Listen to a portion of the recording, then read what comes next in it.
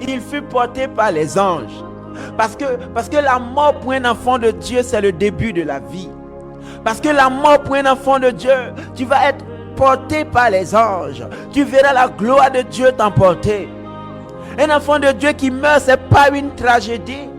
Un enfant de Dieu qui meurt, c'est des alléluia dans le ciel. Un enfant de Dieu qui meurt, c'est la gloire à Dieu dans le ciel. La mort d'un enfant de Dieu est une victoire. La mort d'un enfant de Dieu est une triomphe, est une gloire. La mort d'un enfant de Dieu est une force dans le royaume de Dieu. La Bible dit que quand il est mort, il fut porté par les anges dans le sein d'Abraham. Il fut porté par les anges. Il fut porté par les anges. Je suis venu parler à un enfant de Dieu. Toi qui as accepté Jésus-Christ, sache que la vie après la mort est la meilleure des vies. La vie après la mort est une grâce, une félicité éternelle.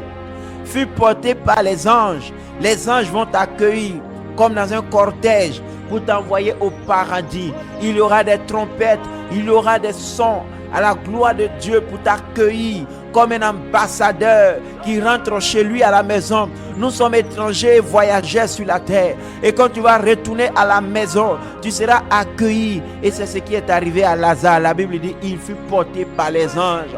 Lui qui était pauvre sur la terre, lui qui était malade sur la terre, lui qui dormait dans les rues, lui qui n'avait pas la paix sur la terre. Mais la Bible dit qu'il a été porté par les anges dans le sein d'Abraham, dans le paradis même de Dieu. Il a été accueilli. Il voit le père Abraham. Il voit ceux qui sont morts dans la foi en train de l'accueillir. Lui qui n'avait pas de famille sur terre, il a retrouvé une famille dans les cieux. Lui qui était seul sur terre, il a été accueilli dans les cieux. Il était malade sur terre, il a retrouvé la pleine santé dans les cieux. Je vais dire à quelqu'un, la parole de Dieu dit, même si quelqu'un meurt infime, quand il va mourir, quand il va partir, il ne sera plus infime. Toi qui es chrétien, qui es aveugle, quand tu vas mourir, tu ne seras plus aveugle. Peu importe la maladie, l'infirmité que tu traînes, après la mort, c'est fini, fini, fini. La pauvreté était finie, la maladie était finie. La Bible déclare qu'il a été porté par les anges dans le sein d'Abraham,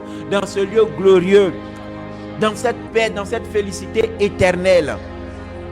Et regardez la suite du verset. La Bible dit, le riche, ah Seigneur Jésus, le riche mourut aussi et il fut enseveli. Lorsque le pauvre meurt, lorsque Lazare meurt, la parole de Dieu dit que il a été porté par les anges. Mais quand le riche meurt, la Bible dit qu'il a été enterré. D'abord, avant de continuer à ce niveau, je vais dire à quelqu'un que Lazare n'est pas allé au ciel à cause de sa pauvreté. Non. Ce n'est pas la pauvreté qui conduit au paradis. Le riche non plus n'est pas allé en enfer à cause de sa richesse. Non. Ce n'est pas la richesse qui conduit en enfer. Mais Lazare est allé au ciel à cause de sa foi en Jésus. Lazare est allé au ciel à cause de sa foi en Jésus. Comme pour dire, la véritable richesse, c'est la foi en Jésus. La véritable richesse, c'est la foi en Jésus. Je vais dire à quelqu'un, la véritable richesse, c'est la foi en Jésus. C'est la leçon la plus claire que le Seigneur a voulu qu'on puisse retenir dans ce texte. La vraie richesse, c'est d'avoir Dieu dans sa vie. La vraie richesse, c'est de croire en Jésus. J'ai pitié, oui, pitié, pour quelqu'un qui regarde son argent, sa voiture, et puis il se prend pour quelqu'un. J'ai pitié, parce qu'il n'est pas conscient qu'il n'est rien. Parce que quand tu n'as pas Dieu, tu n'es rien, mon frère. Tu peux regarder tes acquis, tu peux regarder ta belle maison et puis penser que tu es quelqu'un. Oh, compassion. La vraie richesse, c'est de croire en Jésus. Si tu ne crois pas en Jésus, tu es pauvre. Si tu ne crois pas en Jésus, tu es pauvre. La vraie richesse, ce n'est pas l'argent. La vraie richesse, ce n'est pas les voitures. La vraie richesse, ce n'est pas les maisons.